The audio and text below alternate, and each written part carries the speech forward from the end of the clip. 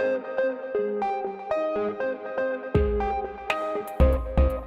Laura Jones from KRCL's RadioActive 90.9. We've been partnering with the library on a bunch of different Q&As and local conversations, and this is part of the Ballots Talks series.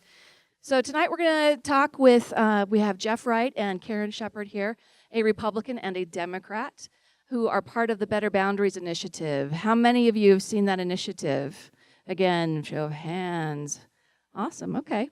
Well, this is an opportunity for them to share a bit of their background and why they're working in a bipartisan manner on this issue. And then we want to get to lots of questions and answers from you. We've got a microphone right here, which Ozra is happy to bring to people as well.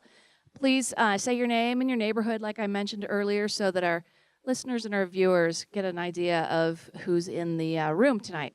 So with that, let's start. Do we want to flip a coin, or Karen, you want to go first? Karen Shepard, former Congresswoman. The question before us is, should you pick your politicians, or should politicians pick you? That's the question. And the answer, I'm sure, came right into your head immediately. You should pick your politicians. But they have an opportunity now to pick you, and they would like to do it every 10 years at census time. And they can do it with extraordinary skill now, because the software is available, and the voter information is available, and the big data is available, and they know what you eat, and they know what you buy, and they know what you think, and they even know how you vote, and they can sit right down and they can say, I want that voter in my district, and they can pick you and get you, and they can carve up the district to have you in their district.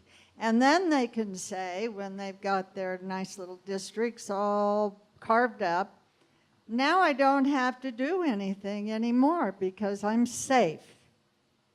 And that is our problem. That is a description of gerrymandering, and that is the reason that we are looking to ask you to vote for what is now going to be on the ballot, an initiative to have an independent commission, take strict criteria, hand it to an independent commission who will draw up the boundaries and hand it to the legislature and have them look at it and approve it and have the boundaries be drawn up in a fair and transparent way. Now, my background is a little bit different. I spent a lot of time of my life trying to get voters out to vote, and of course a lifetime voting myself. And I spent a lot of time as a voter saying my vote didn't count. And I spent a lot of time knocking on doors and hearing voters say to me, why should I vote? My vote doesn't count. And of course in Utah, we have one of the lowest voting records in the whole United States. And then I went to Congress for 2 short, brief years, very intense years, but they're very appropriate for you to hear about in terms of better boundaries. Because at that time, I represented Salt Lake County,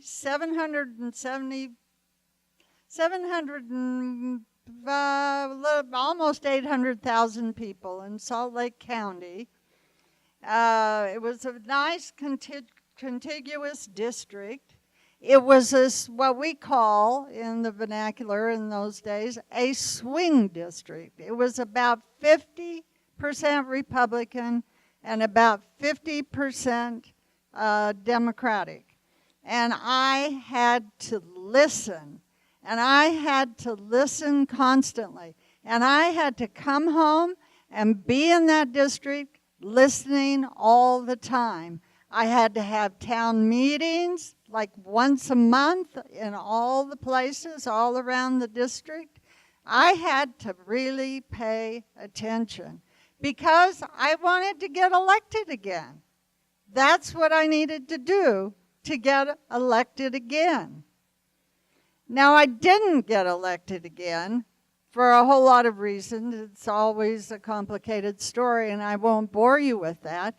But the Republican who got elected after me also had that swing district, and she had to do the same thing I had to do.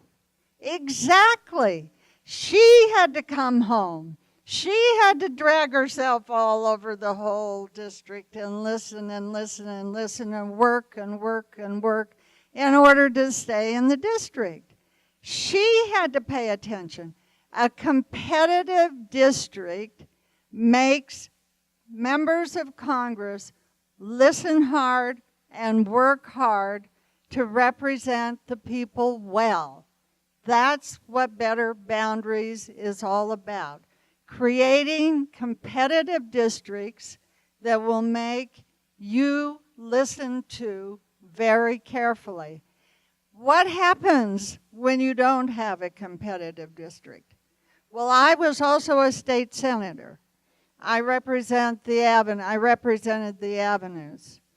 It's very democratic. I'm a Democrat.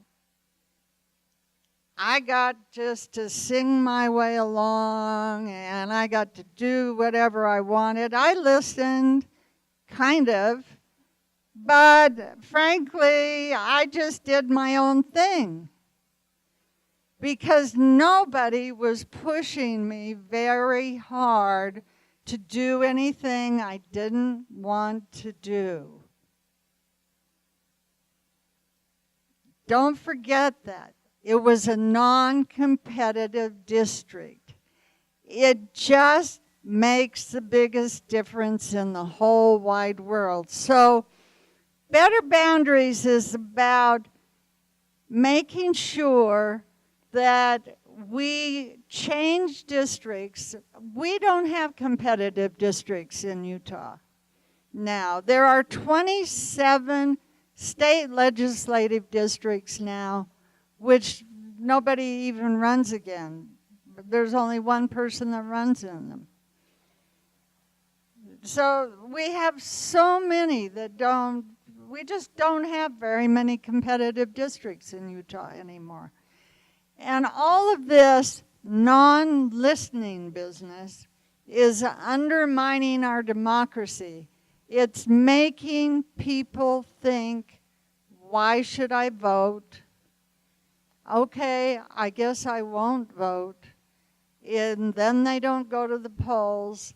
And then you have a situation where the two parties start yelling at each other, and they get more and more ideological and more extreme as they try to please their very extreme right wing or left wing of their parties, because that's who elected them.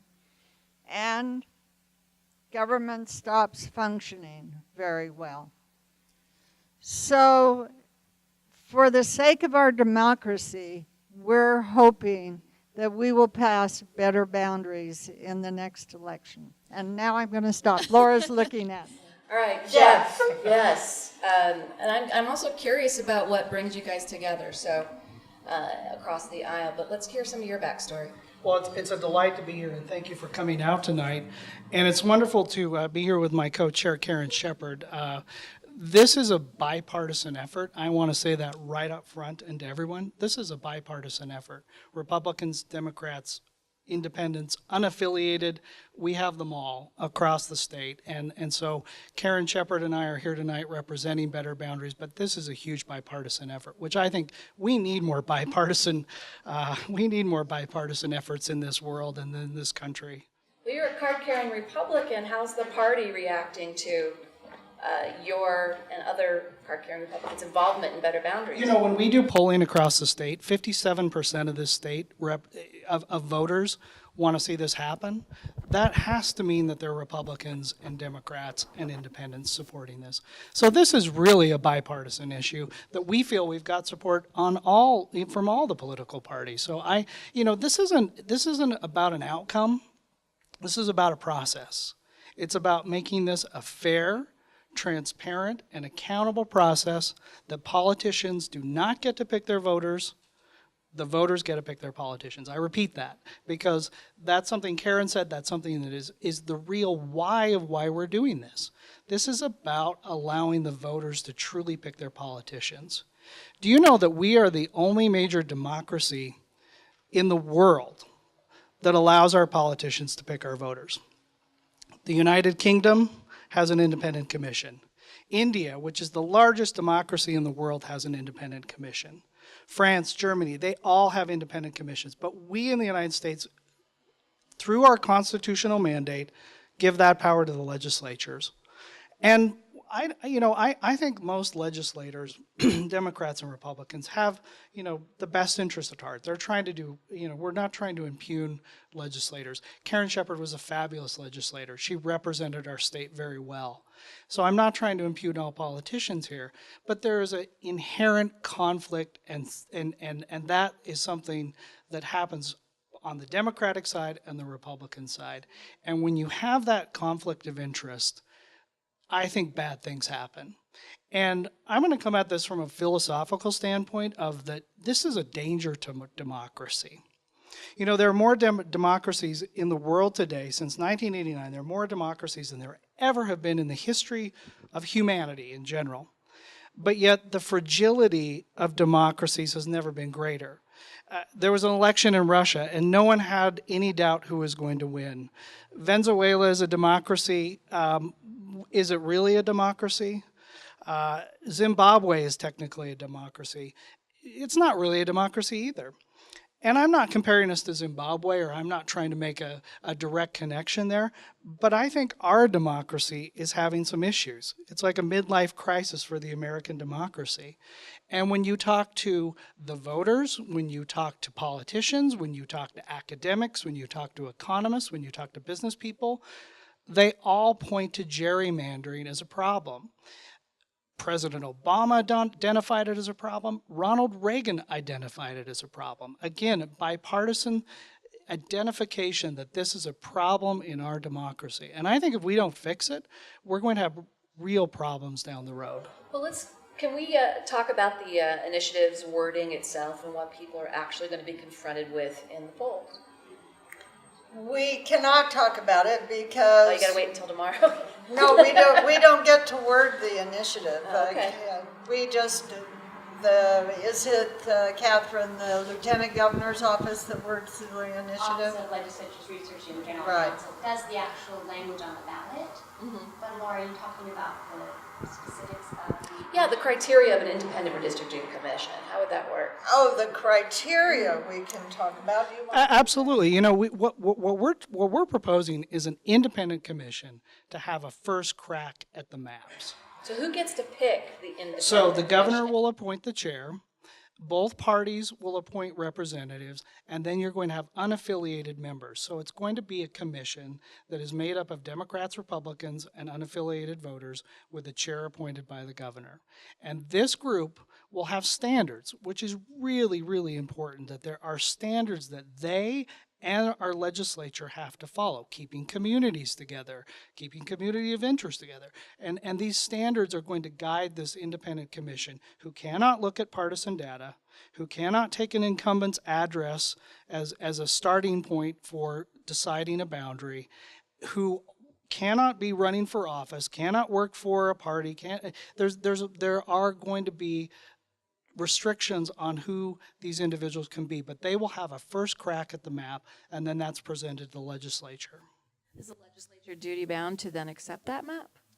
Well, they are going to have to give it an up or down vote, and they can tinker. But if they want to say no, then they've got to explain to the people, which I think is going to be a very awkward conversation for our legislature. We believe this is a check and balance, but don't forget, they are also bound by the same standards.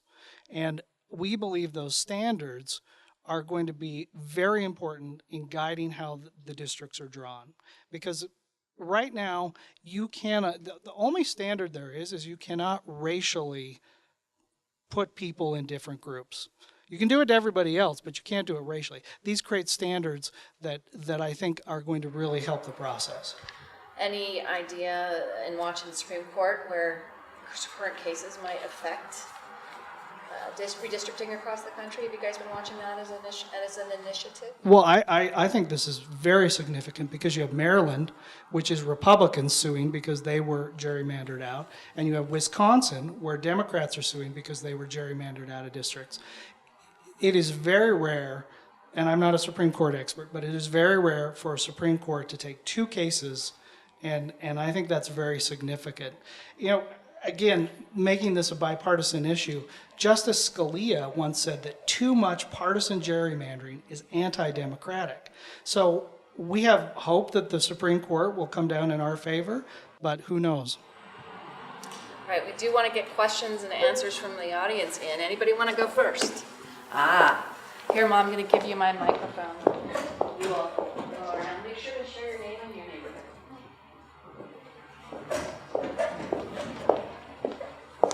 Hi, can you hear me? Really close. Okay. I'm Christy Clay, I live in Highland Park.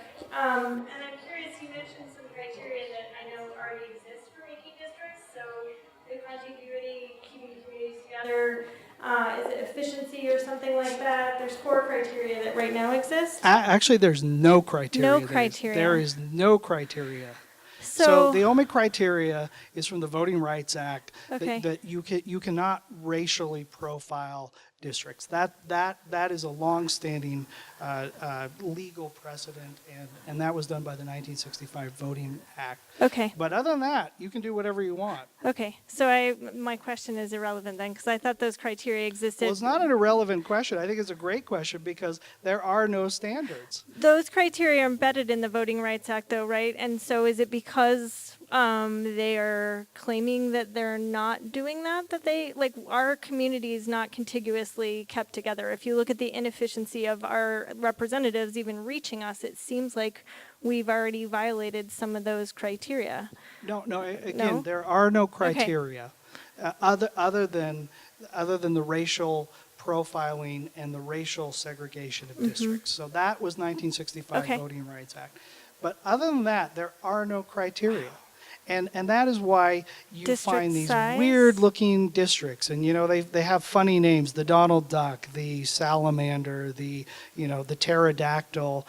That's where you see in Florida, 2 districts that are connected by a highway, and they're miles and miles apart. So they're technically contiguous, but they are not they're not really representative of any district. So. I mean, are there some standards that they try to keep? Yes, but do they really keep them? No. But let's talk about Utah. Salt Lake County is cut up like a pizza pie. And the Avenues is in 2 separate districts, for example. Holiday is in 2 congressional districts, 4 Senate districts. How many House districts? 4 House districts, 2 Senate districts. It only has 40,000 people. And it's cut up that much. It doesn't make any sense at all. Tooele is cut up a lot. Magna is cut up a lot. That's because they're Democratic strongholds, those 3, and they're trying to sever the Democrats and spread them around. It just, it's picking your voters, and it's trying to make them so that they're wasted votes, so that those votes won't count.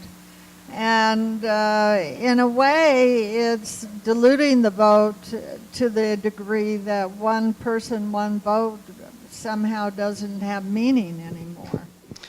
So Karen talks about, pizza pie. And there's a whole industry that is set up. It's partisan, both sides. There's a whole industry set up to figure out the best way to redistrict. And there's something called cracking and packing. And I'm not talking about guns or drugs. I'm talking about how you crack a district or how you pack a district. And the goal is to get efficiency gap. And the higher the efficiency gap for your team, the better it is for you, because that means there's wasted voters. Now, to me, there's nothing more antithetical to our democratic system to have people say, we want wasted votes. So they would look at this room and say, we're going to try to make this group of people over here, because we know how they vote because of big data, as Karen said. We know what they think, we know what they vote. We're going to try to make sure their votes are wasted. It's anti-democratic. It's not right, and that's what we're here to stop. I'm going to tell another story. I went to Chris Stewart's town hall meeting a year ago, September. I don't know if any of you were there. It was in West High School. There were 2,000 people there, and they were all from this area. And the first thing he did was have a big drop-down screen, and he put a big pie chart on the screen of where he got his votes. And he showed on the screen that he got a tiny slice of his votes from Salt Lake County.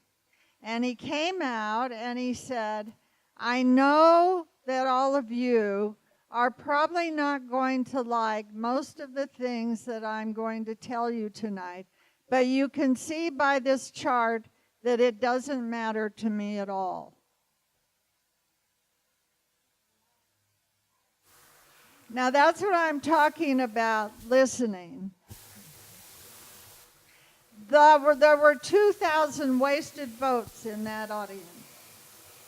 2,000 people who probably walked out and said, why should I ever vote again? Any other questions, comments, observations, concerns? There you go, Mom.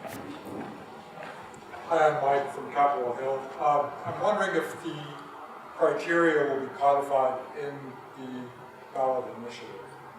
In other words, Yes. will it specifically Yes. state those things, including the efficiency factor? Because I understand that the Supreme Court is looking at that as one way to decide those issues. Well, Catherine's shaking her head. It won't be. It won't have the efficiency factor, but it'll have standards of keeping communities together, keeping municipalities together. So yes, it will have standards, but not the efficiency. Hi, I'm John from South Salt Lake. So as I heard you describe the plan for the initiative, the commission proposes, the legislature votes up or down. If they accept it, then that's what it is. I assume if they don't accept it, then the legislature is free to draw their own map. With the standards in place. With the state. Yes, which are new, and these new standards, they would have to follow as well. And so that at that point, if a voter or group of voters, so if they voted down the map and created their own map, then the standards which would be in the initiative, which would then become law, would then be the criteria for a group of voters to go into the federal courts or into the state courts and challenge that map, where today we don't have that. That's Correct. There's a private right of action, which is in the initiative. So if they do not follow the standards, there would be a private right of action to be a check and balance. We also believe, part of the reason we did this is to make this constitutional. It was very important to make this constitutional because the Utah Constitution says the legislature is the ultimate authority on redistricting. And to have a constitutional change and a constitutional rewrite is practically impossible because the legislature has to initiate that process and they're not going to do that. So to do this, we wanted to make this constitutional so there would not be a constitutional challenge. We believe that, one, the legislature is going to have a really difficult time going up against this independent commission. We also think that bringing the governor into this process, because the governor will appoint the chair, that makes it more likely that the government would veto anything that the legislature put through. And third, you have the standards which they will have to adhere of. And fourth, they'll have citizens will have the private right of action, which we believe is also another check and balance.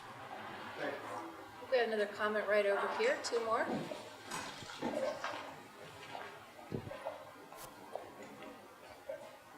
Hi, I'm Vanessa. I'm from South Salt Lake. I don't know if this is on, but I have 2 questions. The first question is if you can tell us what those standards will be on the ballot initiative. You can just answer that first, and then I'll ask my follow-up. We don't write the language of the ballot initiative, so I don't think we can say that, Catherine. Is that true? Well, the standards are, so there's a set of standards, and there's about, I don't know how many pages of legalese. So I'm not an attorney, so I'm not going to get into all the legalese. I'd encourage you to go to betterboundaries.org and look through the whole initiative and the standards. But part of the gist of what we're trying to do is we're trying to keep communities together. So right now, you take Holiday, for example. Holiday is split. They cracked it. They split it up. And what we're saying is that Holiday is a municipality of 30,000 people that probably should be together, right? Neighborhoods should be together. Your neighbors, that's a community of interest. And so, splitting up municipalities, splitting up areas, we think is not the best way to go and doesn't create the best representation and doesn't connect the politicians to the will of the people. So those are the type of standards that we have put in there, is to try to keep communities together, try to keep communities of interest together, try to create competition. Again, we want competition. Competition at the ballot box is good. Competition to draw the lines is bad. So we want the competition to be at the ballot box. So creating competitive districts, we have a transparent process. The commission will have to do this in a transparent way.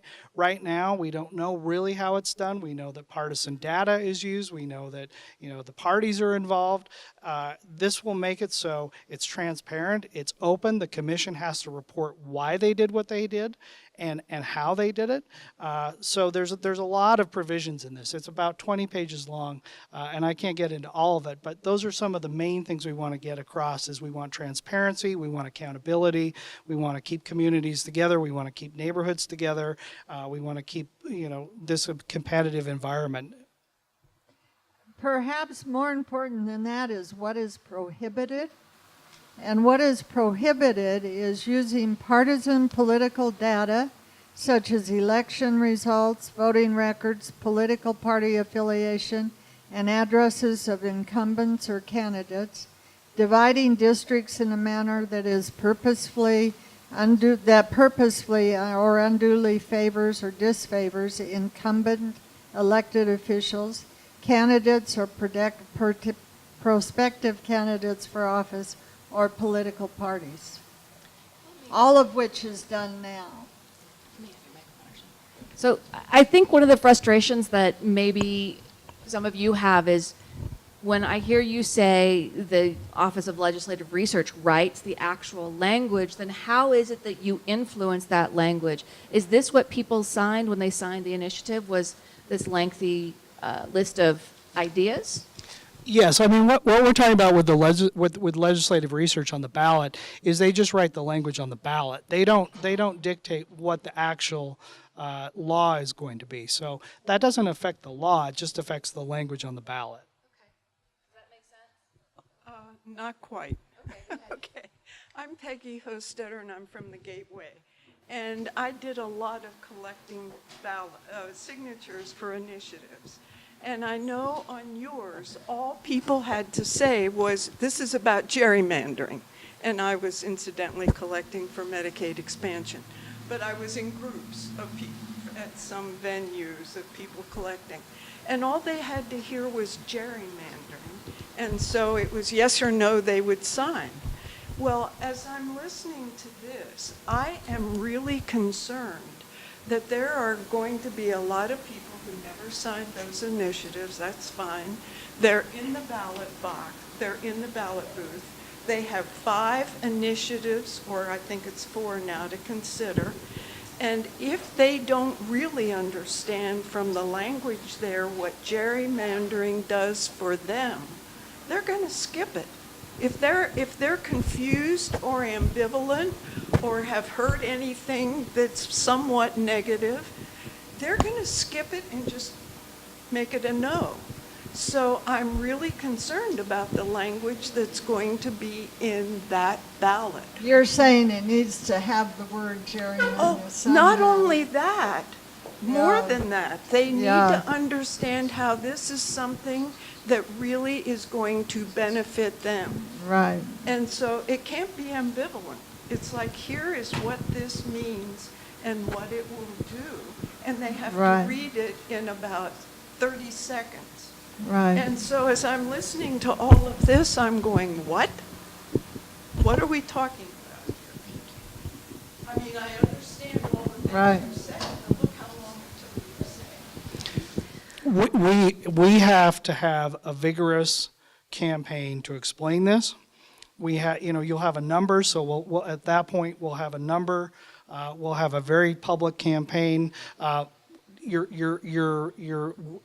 You've challenged us, and we take that challenge to go out and spread the word and talk to as many people and have a public campaign. And we will have a very vigorous campaign to make sure people understand this.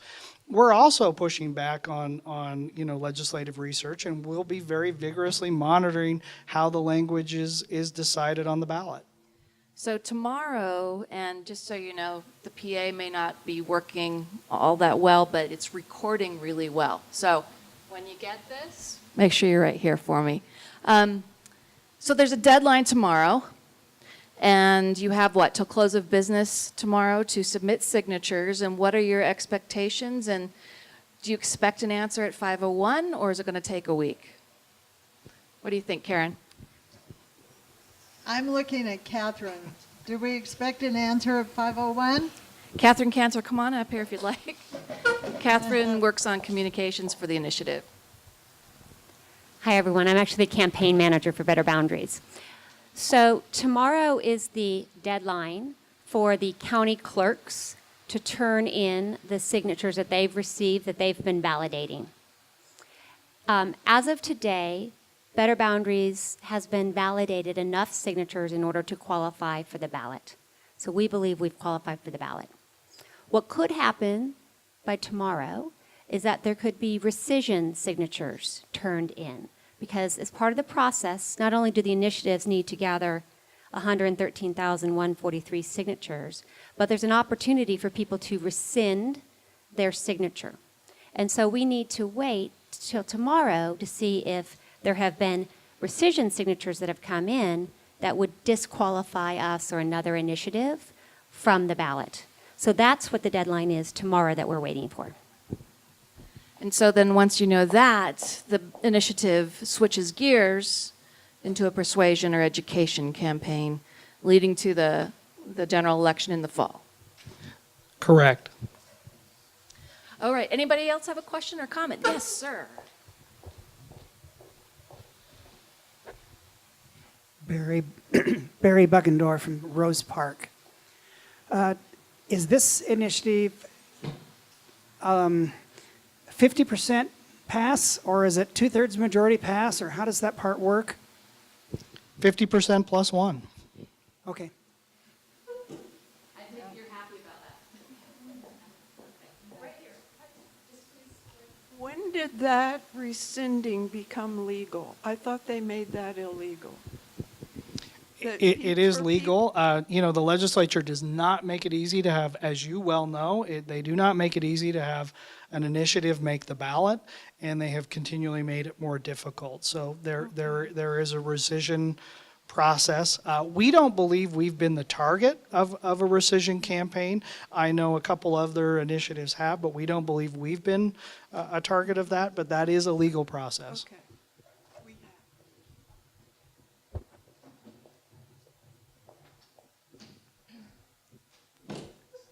have. My name is Brian, and I'm also from Highland Park.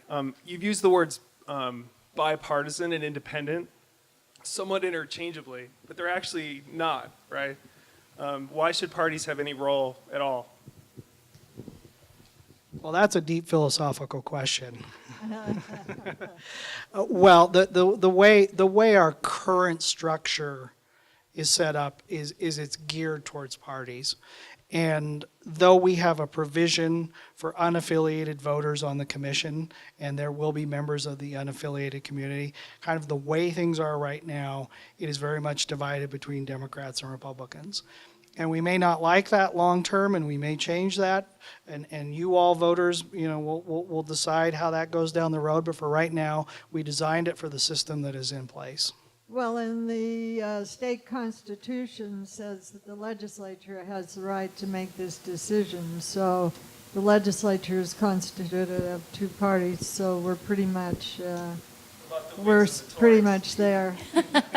I would like to say that you shouldn't have any illusions that Better Boundaries will make Utah a deep purple state. By any chance, it's not going to. It's a red state. It will stay a red state.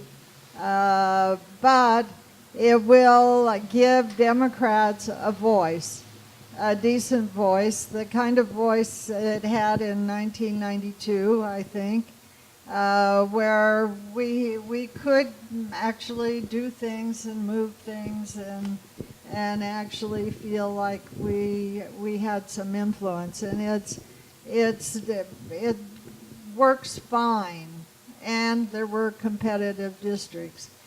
But it's not, I think if we speak to people's fears, which you have to do, because this is all about dividing power, Politics is all about dividing power. And nobody ever gave up power willingly, not for 1 second. So if you speak to people's fears, this is not about Democrats taking over the Republicans in the state of Utah. That's absolutely not going to happen. This is a bipartisan effort to try and make a process that is more fair for more people, so that more people will be listened to more often in our little democracy here in Utah. Do you think that maybe the number of ballot initiatives that were attempted this go-around is a natural consequence of the lack of a redistricting commission, independent redistricting commission? I think it's an absolute statement of the people saying this legislature does not listen to us. That's what I think. Jeff? This is a national and a local problem. And again, I go back to that so many voters and individuals look at gerrymandering as one of the biggest problems we have across this country. And so, yes, we're localizing it here in Utah, but this is a national problem that threatens our democracy. 18 states have changed their laws to do something about gerrymandering. So we're not the first, we won't be the last, and obviously the Supreme Court is going to take up this case. But regardless of what the Supreme Court does, we think this is a powerful initiative to bring back the will of the people and politicians in the same genre of being in the same area again, because we think they're disconnected. And as Karen said, so many initiatives speak to lack of competition, lack of, following the people's will, and those are bad for democracy. No matter if you're Democrat, Republican, Independent, whoever. I mean, this is about a process, not about an outcome. We're not here to say we want Democrats or Republicans to win. We want a good, fair process. Is our low voter turnout connected to, though, the increasing gerrymandering over the years? Absolutely. There's very good data to prove that. Competitive districts have higher voter turnout. There's very good data that supports that. And every state that has done something about gerrymandering has seen voter turnout go up, voter satisfaction go up. You've had your hand up for a long time. Oh, there you go. So you said something about how voter turnout increases when the district is more competitive.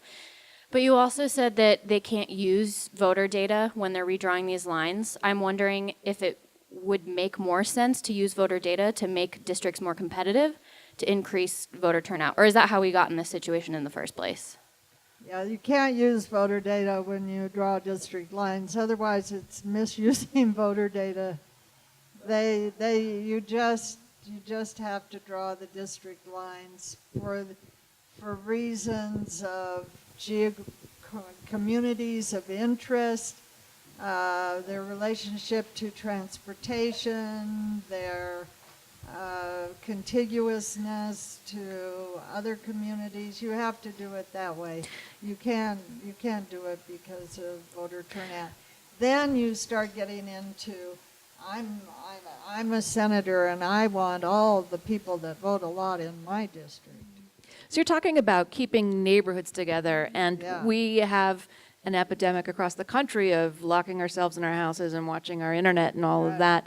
And is there a tie to that as well? I mean, I know there's a lot of other factors, but when you don't have to listen to each other in your own neighborhood and discuss things, not only do your districts become uncompetitive, but you're not in communication. Well, the competition is turned to who gets to draw the lines, not who has the better ideas at the ballot box. And so we want to reconnect with, let's get the better ideas at the ballot box, then who gets to draw the lines. You know, to just follow up on your question, gerrymandering has been around since the beginning of our country. And the word gerrymander comes from Eldred Gary, actually, who should be famous for the Bill of Rights, but is famous for gerrymandering because as a governor, he created a district that looked like a salamander, so they said it was a gerrymander. And that's where we get the word. So it's been around since the very beginning of our republic. What has changed is big data has really changed the game. So just like Facebook knows exactly who you are, what you like, you know, the saying is if you do 5 likes, you know, they know you better than your parents. If you do 25 likes, they know you better than your partner.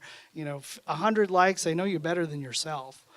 So I think big data has really allowed for the, you know, just the absolute science of what voters we want or they want in a district. So they can analyze that data from Google and from, you know, analytics and all sorts of other things and say, that's you, and we don't want you in that district. So we're going to move your block over 1 and move you over to this area, and that way we've created a wasted vote, or we've added a vote over there and created a safe district. So big data has fundamentally changed the game, and that is something we're trying to address. My question is, can you use big data the opposite way to create competitive districts so that people will want to vote and because to increase, does that make sense, or is that? You're saying reverse engineer it, and instead of, and Create competitive districts so that it's fair in every single district. So what we're saying is you can't use partisan data. And so that is one of the standards we're saying is that you cannot say, you're a Republican, you're a Democrat, let's divide you two and put you into districts that benefit the individual politician in that district. So data will be used, but not partisan data. all right, we are just about out of time, so I was hoping for a few closing statements here and then an opportunity for you to come down and talk personally with our panelists tonight. So since you went first, you get the last word. So your closing statement first, Karen, and then Jeff gets the last word. All right. I would only say that I really think this is kind of the base issue of our time. I agree with Jeff that it's a philosophical issue, a big, deep philosophical issue, but it's also an enormously practical issue. If we don't solve the question of how we can get people to want to go vote, we aren't going to have a living, breathing, vital democracy anymore. And it's just that simple. And people aren't going to want to vote if they're being told by their representatives that their votes don't matter to them and they don't have to listen to them. And it's just that simple. And if districts are carved up in such a way that there are thousands of wasted and not listened to votes in every single district, then those people that are wasted and not listened to are not going to vote. It's just that simple. The Democrats, I'll tell you, 2 years ago, registered 40,000 brand new voters. We were so excited. We were so thrilled that we had done it. We had spent so much money on it. We couldn't get them to vote. They just said, doesn't matter. Like 14% of them voted. It was the most discouraging, heartbreaking experience I think I had in my entire sort of get out the vote life, which, believe me, I've done a lot of them. So we just have to do something about it. People don't think it matters, and it really, really matters. So my plea to you is stick with us, pay attention, talk to your friends, send us $1 every now and then, and thank you very much for coming. All right, Jeff. There's a saying that geography is destiny. And under our current system, how the 435 federal lines and thousands of state lines are drawn actually pre-cook the election before you even get to the ballot box. We think that's wrong. We think that's anti-democratic. We think that's un-American. And that long-term is going to hurt our democracy. We're about creating a transparent, fair, open, and accountable process. And we believe a better process is going to mean better boundaries. So please get out and vote. Please support us. Go to betterboundaries.org and look us up and give us your feedback and do get out and vote. Thank you.